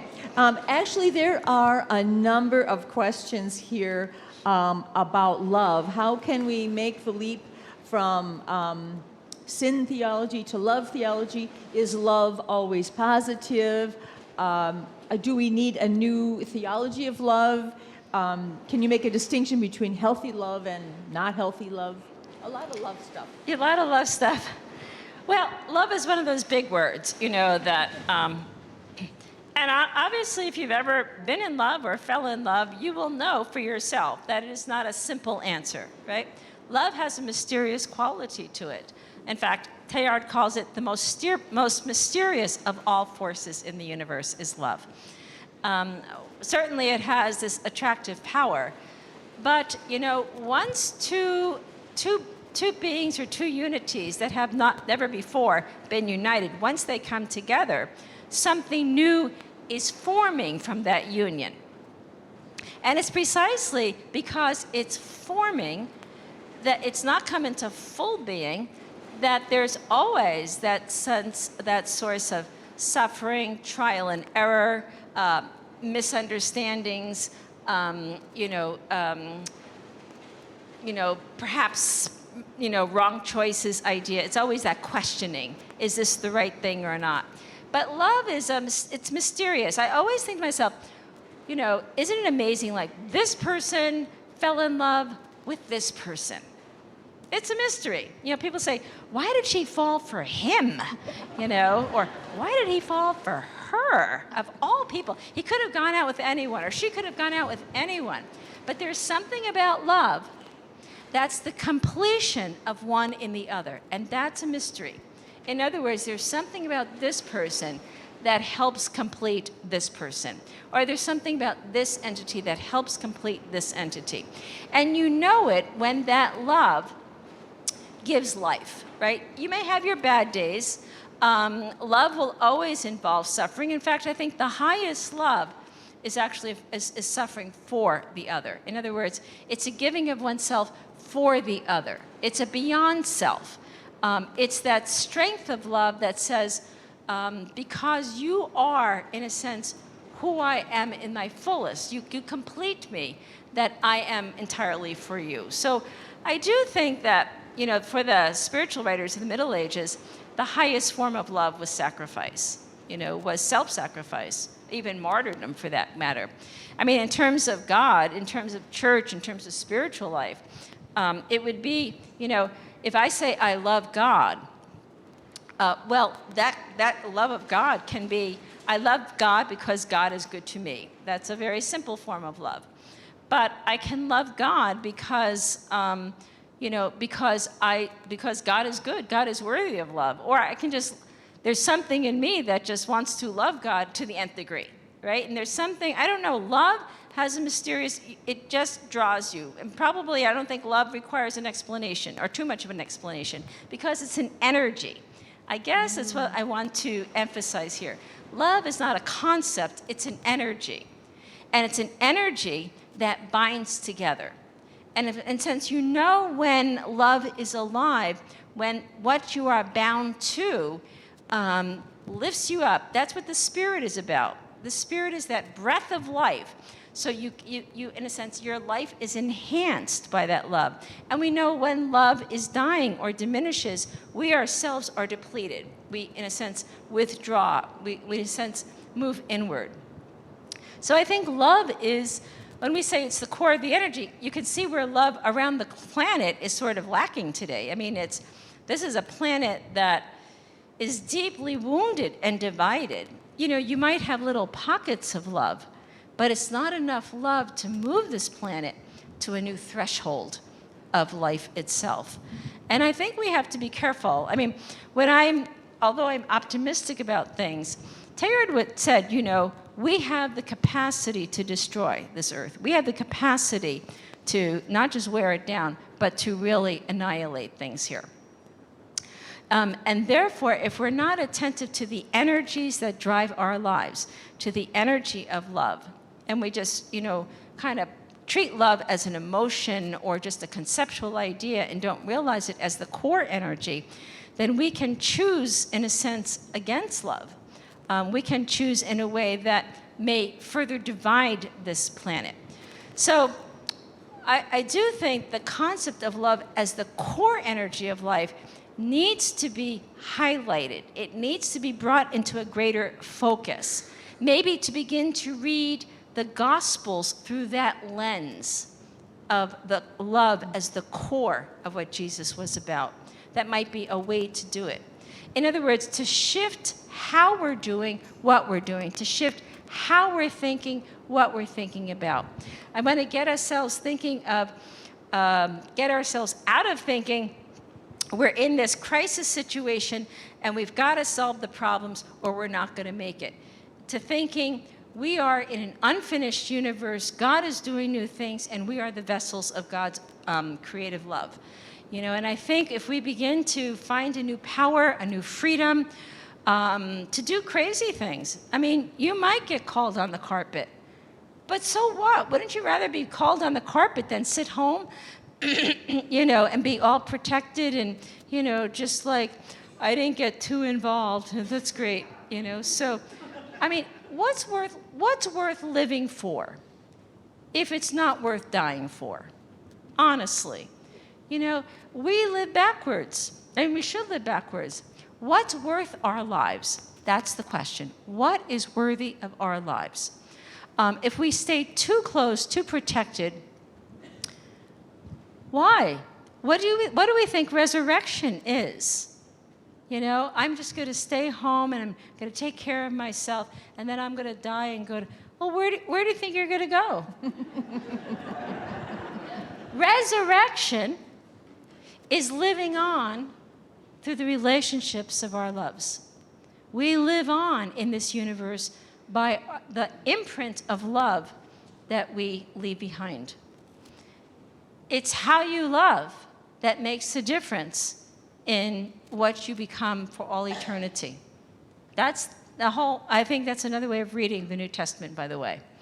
I think for so long we've had this idea like, when I die, you know, God is, you know, I'll be taken up, body and soul, or just soul, because we have body and soul separate. And, you know, I'm going to live with God forever. Well, where do you think that might be? In New Jersey someplace? I mean, where do you think we're going to go? I'm just shocked sometimes, you know. Well, I'm shocked at myself because I thought of this stuff for years, you know. But this is how we've been brought up to think. And we haven't been given alternate images or alternate ways of thinking about these things. God is love. Love is the energy of our lives. To live in that love is to put on Christ. To live in Christ, therefore, fully, is to give oneself over to this love wholeheartedly. No holds back. All that you are, all that you can be. Live to the point of tears in love. That's resurrection. That's what it means to live, to die, and to be born again in Christ. And no other. Yeah.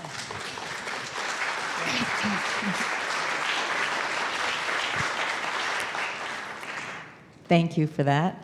The concept of cosmos and evolution is just plain huge. Mm-hmm. Is there a personal element in this? And if so, how do we internalize these concepts, make them personal? Is there a place for a personal God? So the personal dimension of the cosmos is us. So you have to think, it's not that we are in the cosmos. It's not like we are like a ball in a box, so to speak. We are the whole cosmos on this level of consciousness. We are, like each one of us, is the universe thinking about itself. And it's hard for us to get our heads around that one, isn't it? You know? Because we're thinking, no. I live in I live in some kind of cosmos. Like, I'm a human person, but there's the cosmos.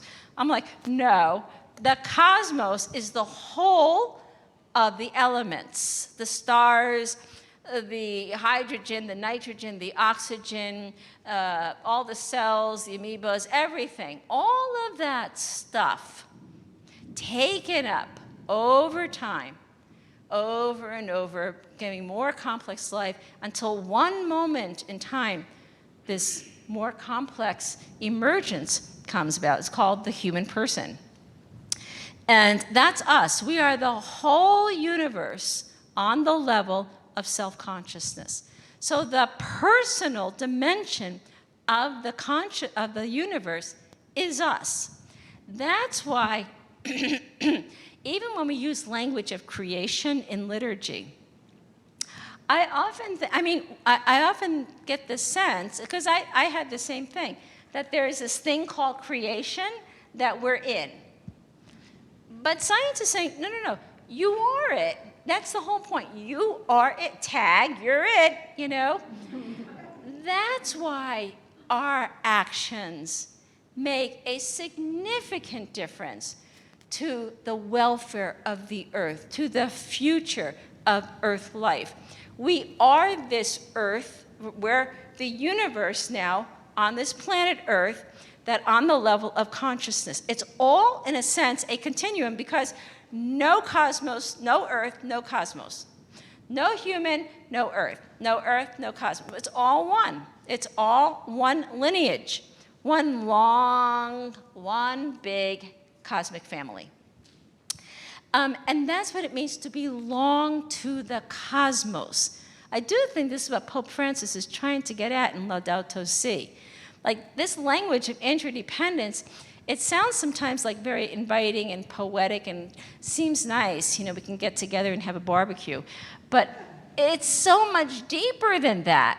That's the whole thing. Like, we have to begin to shift our thinking, like these plants, this earth, this ground, this desk, this projector, everything. We are all in this together. I'm a human who has consciousness that these things exist, but I think they're conscious that I exist as well, quite honestly. I think these plants know. She's been talking a really long time. I hope we can get out of here.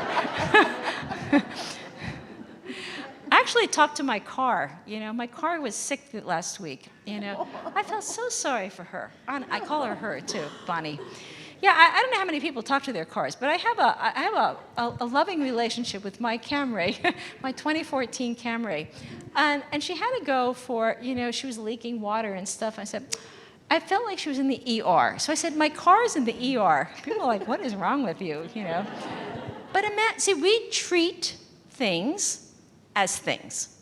My car is just metal.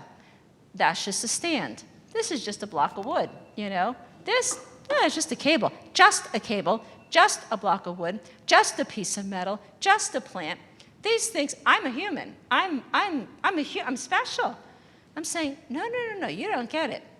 This wood is your life. This plant is your life. This metal here, this is your life. You're all related here. And therefore, they're not just things, even this stuff, believe it or not. You know? This is a brother and sister. Like, this actually helped me do thank you very much, by the way. Yeah, good job. You know? Help me do my presentation. We have to shift our thinking about how we think about ourselves in relation to everything else. We are not special. We are part of a whole. We're the thinking part of that whole. We're the loving part of the whole, if we could choose to love. But how we think, how we love, makes a difference to where everything else will find its place. Okay. Thank you. We have maybe just one more question, and then the strum will be gone. But I wanted to let you know we have a lot more questions here that we didn't get to, and I kind of want to send them home with you. So that you can at least see what we're thinking about here. Sure. But here's the last question I'd like to put out there.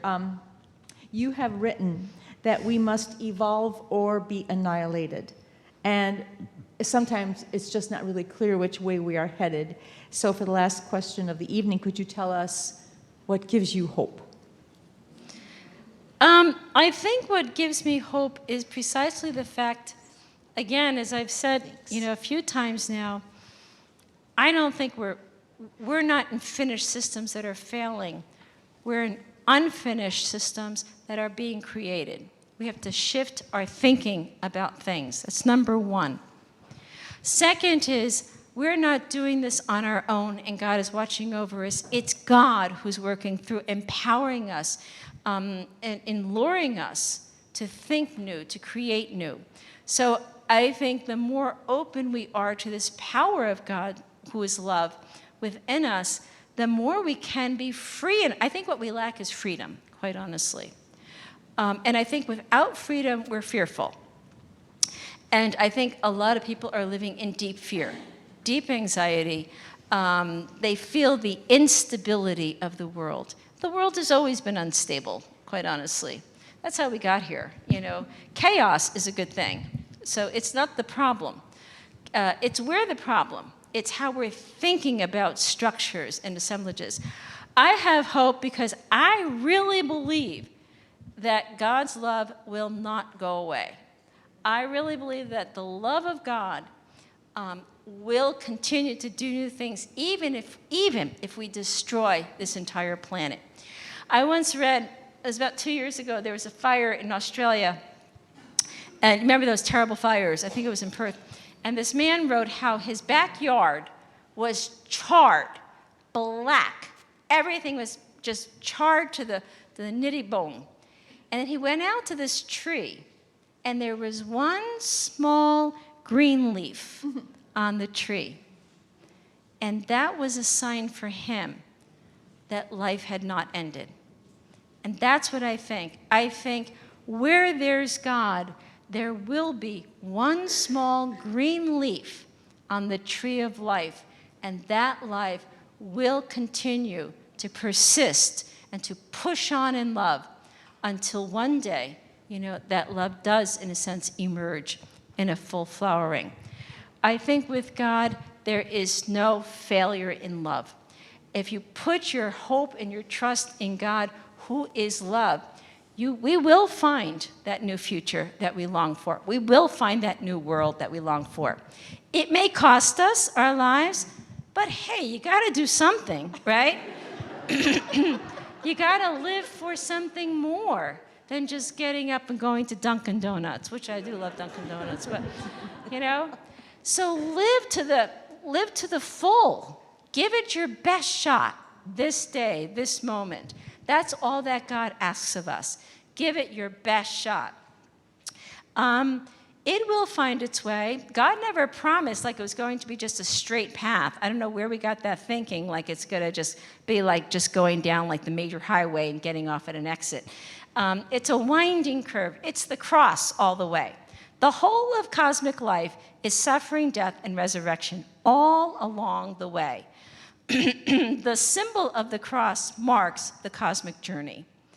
And what we have to do is lean in and get used to that this cross is not about death, it's about life. The cross is not the end, it's the beginning.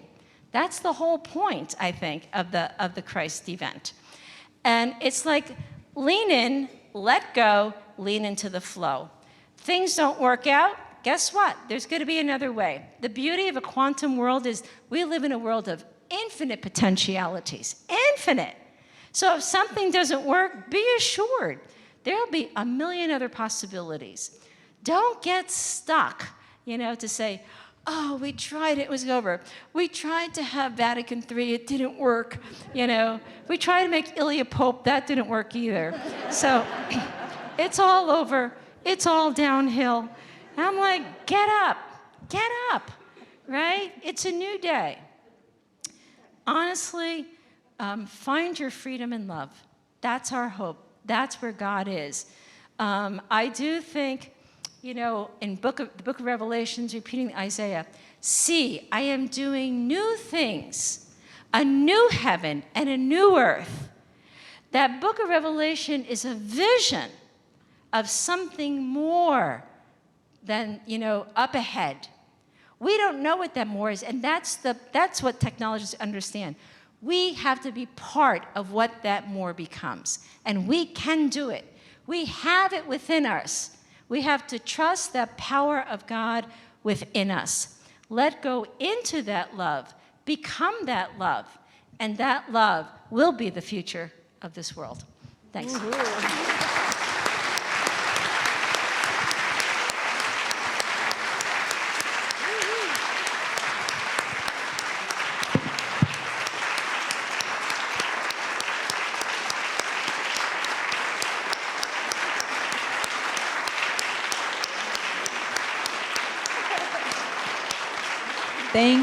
Thank you so much for all of that, Sister Ilia. What a gift. And thank you, everyone, for coming this evening, for your presence, for your participation. And let's go forward knowing ourselves as co-creators in an unfinished universe. Thank you. Good evening.